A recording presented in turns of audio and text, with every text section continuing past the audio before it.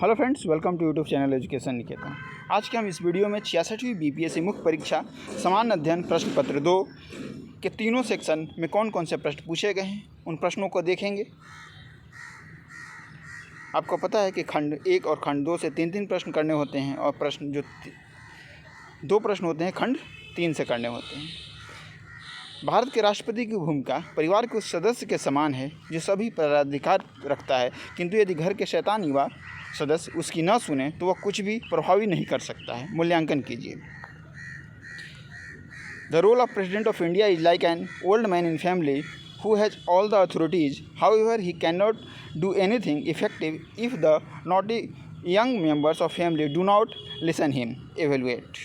दूसरा हमारा प्रश्न है कि भारतीय संघीय ढांचा संवैधानिक रूप से केंद्र सरकार की ओर उन्मुख है, व्याख्या कीजिए। Indian federal structure is continuously oriented towards the central government, explain.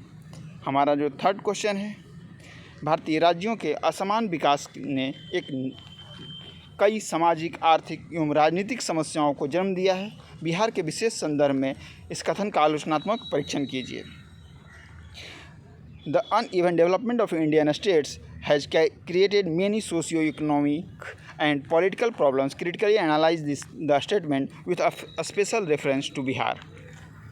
हमारा क्वेश्चन नंबर 4 है, the Parliament of India is an effective forum of national integration. Discuss.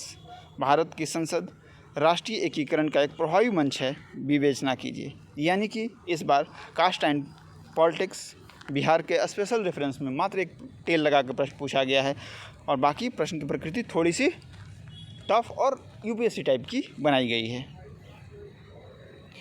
हमारा सेक्शन 2 का प्रश्न है, बिहार सरकार ने 19-20 के आर्थिक सर्वेक्षण में कहा है कि गत 3 वर्षों में बिहार की विकास दर भारत की विकास दर से अधिक रही है। अर्थव्यवस्था के किन क्षेत्रों में इस प्रगति में योगदान किया है, वर्णन कीजिए। In economic survey of Bihar government for 1919 and 20, it has been mentioned that Bihar has registered higher growth rate than the growth rate of India in last 3 years. Which sector of economy has contributed to this progress? Discuss.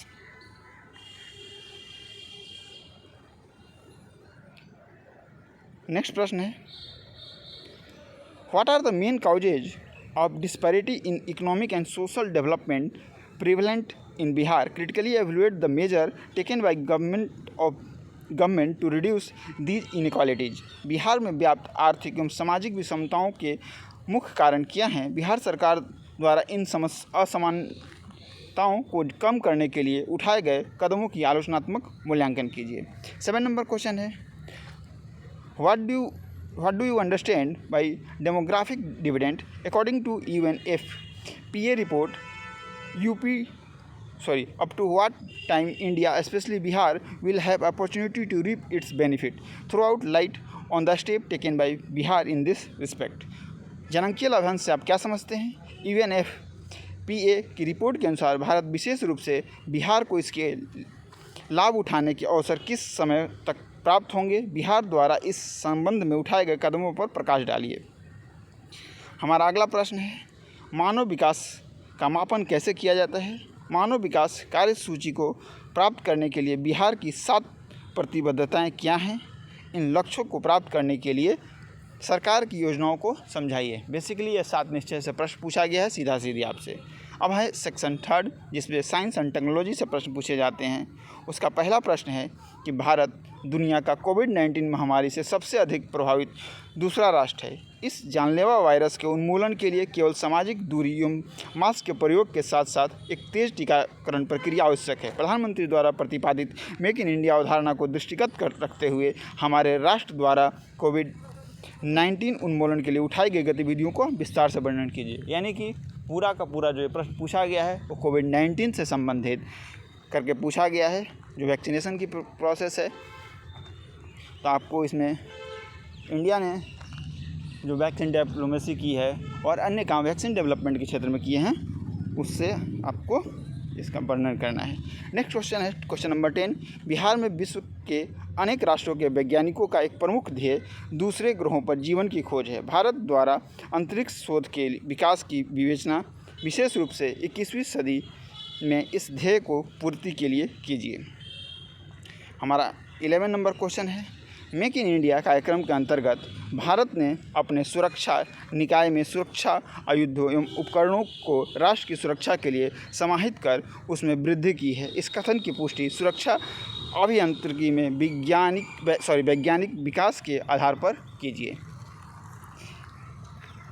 हमारा 12 number question है और इस paper का जो अंतिम question है कि विगत कई वर्षों में बाढ़ एवं सूखे की स्थिति ने बिहार राज्य के उन्नयन एवं समृद्धि को लगातार प्रभावित किया है। इस प्रकार के दुर्घटना प्रबंधन में विज्ञान और अभियांत्रिकी की भूमिका की विशिष्ट उदाहरण के साथ विवेचना कीजिए।